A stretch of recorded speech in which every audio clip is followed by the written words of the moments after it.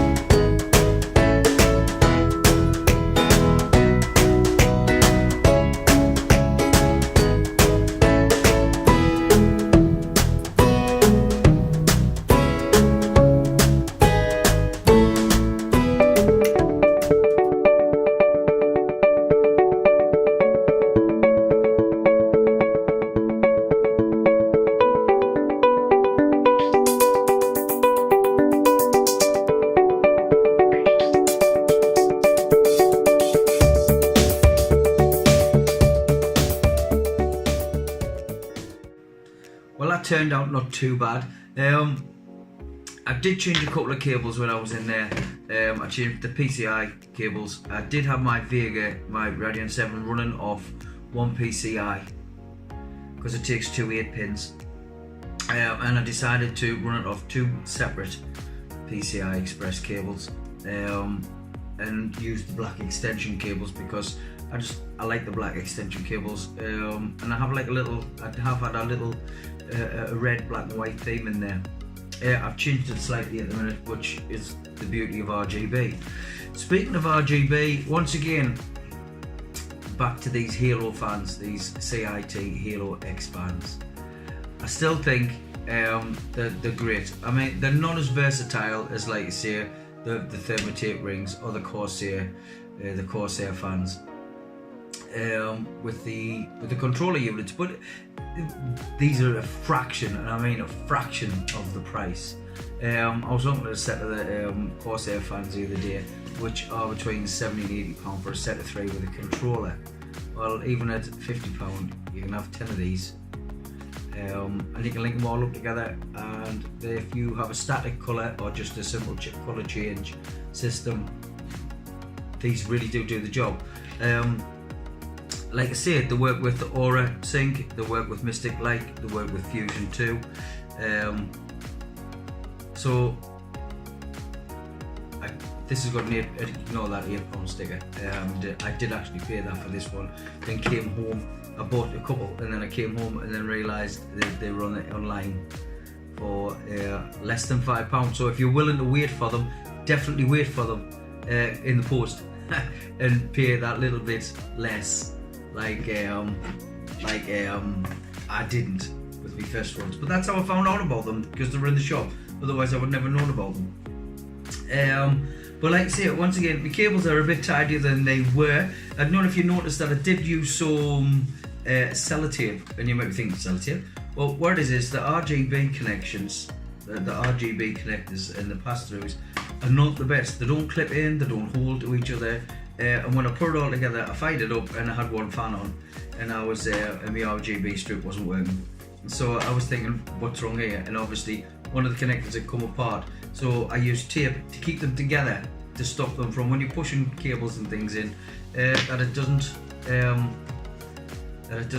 they don't come apart like they did on me, which meant I had to take the whole thing to bits and had to take all the zip ties out, and then hunt the house for another 5 or 6 zip ties, because I'd actually thought I'd used the last of them, but luckily I did have some lying about.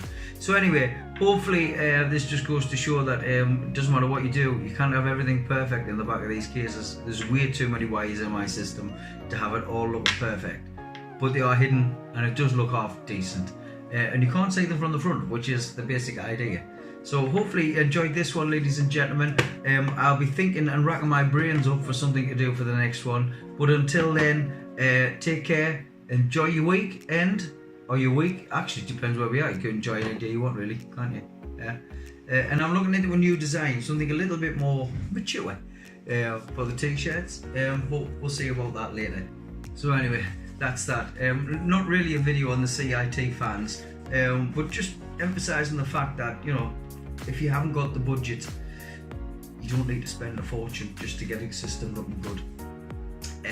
Which is proof of the pudding here. I mean, yes, I know I have a Radeon 7 and an R7 2700X and so on, but these are the things that you can spend good money on by saving saving other money on stuff like this, which it stands to reason. My system keeps cool. Great, it's absolutely great. So anyway, until the next video, take care. Hope you enjoyed this one. Don't forget to subscribe or take like, and tell your friends about the channel and get to come watching it, because the more views that's on there, the more I'll be able to do. So take care for now. See you all later. Have fun.